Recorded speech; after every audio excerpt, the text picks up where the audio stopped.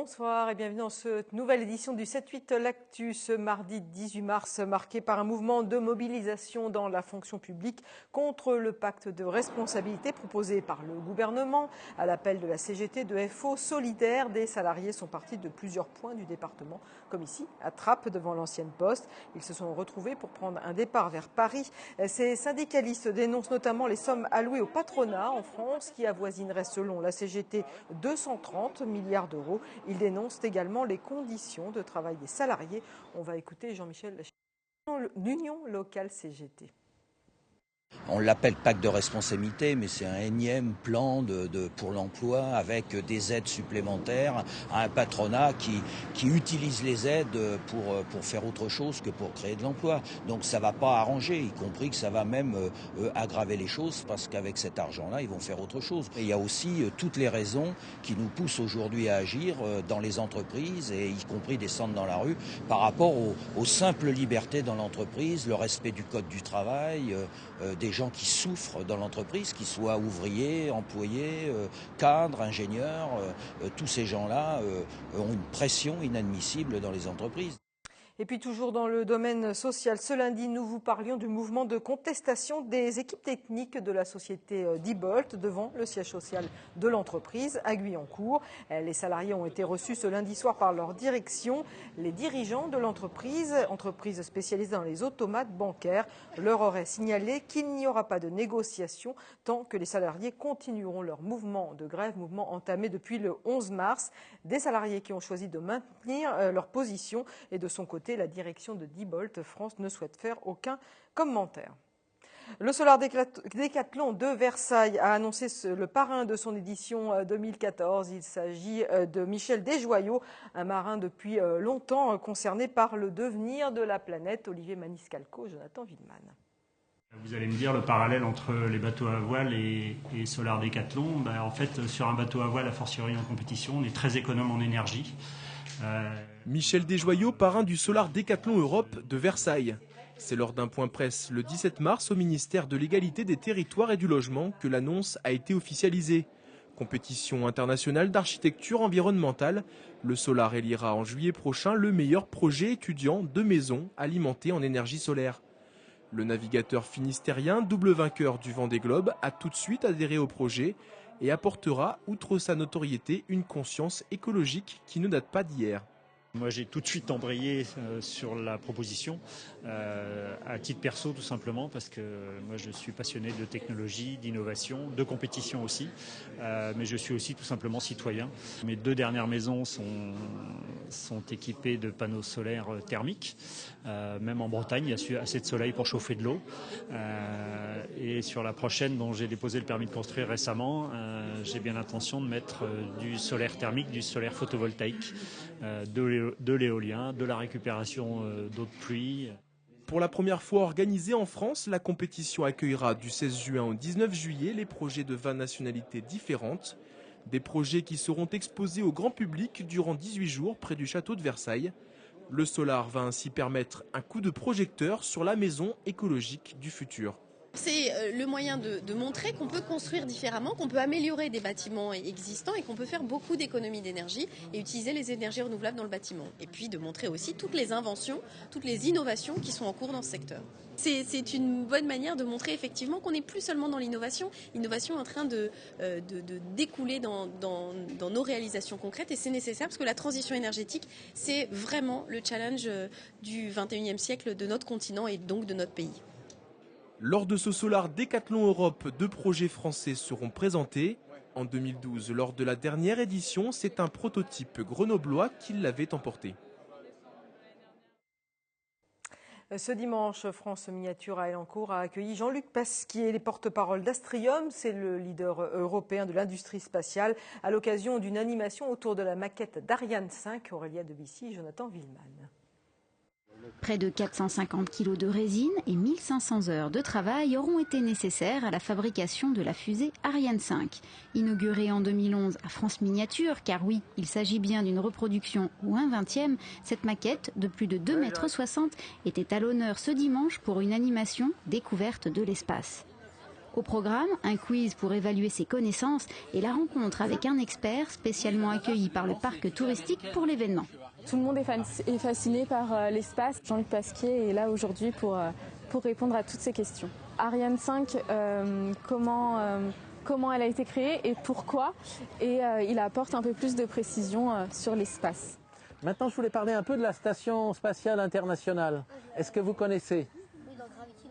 Eh bien, on en parle dans Gravity, absolument. C'est une bonne façon de connaître l'espace, même si tout n'est pas parfait dans Gravity. Oui. Il y a ici une magnifique maquette de Ariane 5. Hein. C'est toujours une fusée qui est importante pour l'Europe et pour notre société, puisqu'on en est le fabricant.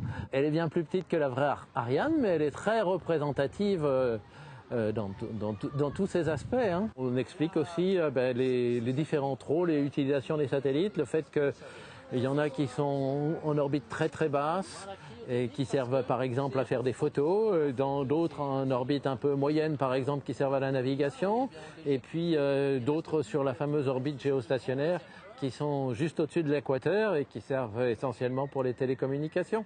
Mission accomplie, après décryptage, tout semble plus clair pour ces jeunes visiteurs. J'ai découvert où se lançaient les fusées, comment étaient fabriquées les fusées, comment ça décollait, où ça a été lancé, pardon, voilà. Les animations sont sans supplément au prix d'entrée du parc. Prochaine date à retenir, le week-end de Pâques où le chocolat sera bien entendu à la fête. Le festival d'humour et de café-théâtre de Rocancourt, 18e du nom, va s'ouvrir du 19 au 21 mars. Aux commandes d'Éric Bouvron, son directeur artistique. Bonsoir Éric. Bonsoir. Alors ce festival, j'ai envie de dire, c'est une sorte de concours. D'ailleurs, c'est un concours puisqu'il y a des candidats, il y a un jury, il y a un public qui peut voter. Et des invités. Et des invités. Ça se passe comment sur ces 3 jours ? Il faut imaginer que c'est 3 soirs de spectacles, de festivités, avec ces artistes qui jouent pour gagner un peu le piolet d'or, qui est le trophée. Ils jouent aussi pour gagner un peu de sous, parce que c'est un des rares festivals où il y a des sponsors qui mettent de l'argent pour les gagnants. Mais c'est surtout un festival pour encourager les talents, que ce soit jeunes ou des gens confirmés. C'est un type de festival d'humour, comme on peut dire le festival de cinéma à Cannes. Donc on essaie de vraiment encourager ça et découvrir un peu des nouveaux talents et des talents qu'on ne connaît pas du tout. Alors justement, ces artistes, comment vous faites le choix ? Est-ce que d'abord vous les voyez tous ? Vous voyez tous les spectacles des artistes ? Il y a une équipe. Il y a l'association la AFR, qui est de Rocancourt. Mon rôle, c'est de dénicher, trouver ou faire connaissance des artistes, déjà une présélection, et les inviter sur des soirées qui déroulent dans le théâtre de Bougival par exemple, et le Royal Factory à Versailles. Et sur différentes soirées d'audition, on organise des soirées dans des bonnes conditions devant des publics. Et ils montrent un peu 10 minutes de leur univers. Et après, on a visionné une 30-40 d'artistes. On choisit les 9 univers. Mais qu'il y avait déjà une présélection sur toute l'année quand même. Il y a déjà une présélection. Oui, parce que ça se travaille. Et des fois même 3 ans en avant. Par exemple, Nadia Rose qui participe cette année, ça fait 3 ans de suite qu'on la suit pour voir jusqu'au moment où elle est assez mûre pour être face à un plateau comme celle de Rocancourt. Mais qu'est-ce qui vous touche, vous, particulièrement ? Qu'est-ce qui vous fait rire ? Parce que c'est quand même un festival d'humour, donc je présume que quand vous allez faire la présélection, il faut que ces artistes vous fassent rire. Qu'est-ce qui fait rire ? Bouvron, c'est l'émotion, c'est le texte, c'est la gestuelle, il n'y a pas mise en scène. Je pense qu'il n'y a pas de règle ce qui fait rire, parce que le rire peut apparaître à n'importe quel moment. C'est la surprise, l'inattendu. On ne peut pas dire c'est tel artiste qui me fait rire, tel non plus. L'humour, on a tous notre côté d'humour, j'ose dire. Tout ce que je sais, c'est que le rire est nécessaire. Le rire, j'adore faire les autres rire. Donc, non, c'est bien qu'il n'y a pas une méthode ou un loi sur qu'est-ce qui fait rire. Mais je sais surtout, c'est que le rire vraiment naît à son meilleur endroit quand il y a son opposé, la tragédie.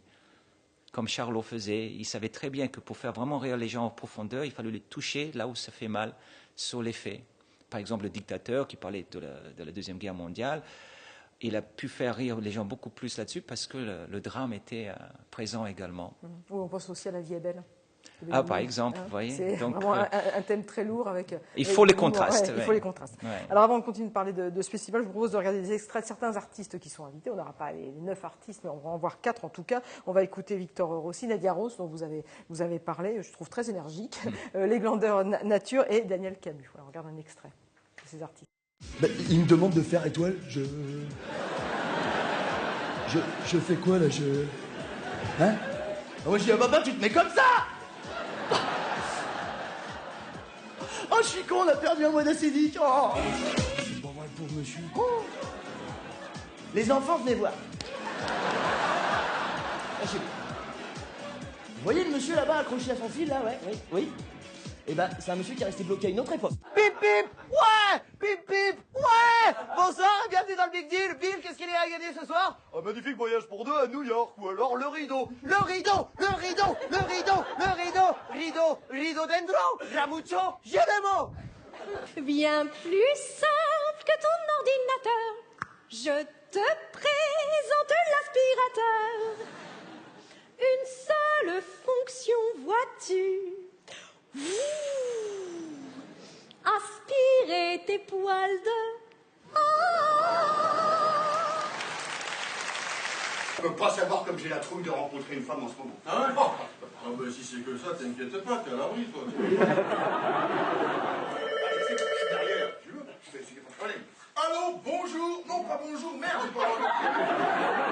Élégant comme Céladon, agile comme Scaramouche. Je te préviens, Livridon, à la fin de l'envoi, je me touche.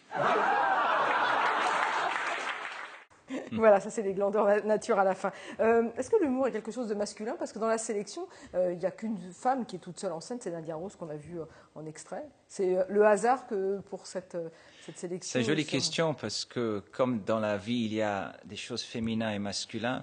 Moi, je crois que l'humour est beaucoup plus proche du côté masculin et n'a pas la finesse de le côté féminin. Je pense que s'il y a la beauté et l'humour, pour moi, on a le féminin et le masculin. Je ne sais pas pourquoi, c'est quelque chose... Une femme qui fait rire, je pense qu'elle est très forte quand elle peut nous faire rire avec sa côté féminin. Tandis que comme l'humour est tellement du ventre, je pense que c'est beaucoup plus... Oui, c'est un élément masculin, oui, je pense. D'accord, donc voilà. Ça veut dire que je suis perdu dedans. Non, mais ça veut dire que c'est plus compliqué de trouver des artistes humoristes féminines. Et c'est pour ça que pour cette sélection, par exemple, sur les 9 candidats, il n'y a qu'une femme vraiment toute seule sur scène.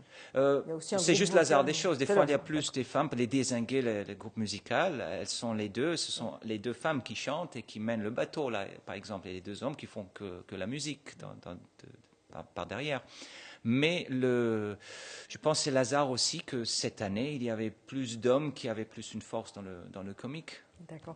Qu'est-ce que ça apporte justement à ces artistes, ce festival? Alors vous avez dit, il y a un petit peu d'argent, mais enfin je pense que c'est pas... Il y a le Piolet d'or, ça c'est très très important. De ça, ça permet quoi? De rencontrer un public, évidemment, de rencontrer des programmateurs? Tout à fait. Le but de ce festival, c'est d'ouvrir les portes pour ces artistes, leur permettre de retravailler derrière, de regagner leur vie, de donner un peu de notoriété un peu plus. N'oublions pas que c'est un festival qui a fait connaître des gens comme Julie Ferrier, Éric Antoine, parmi d'autres.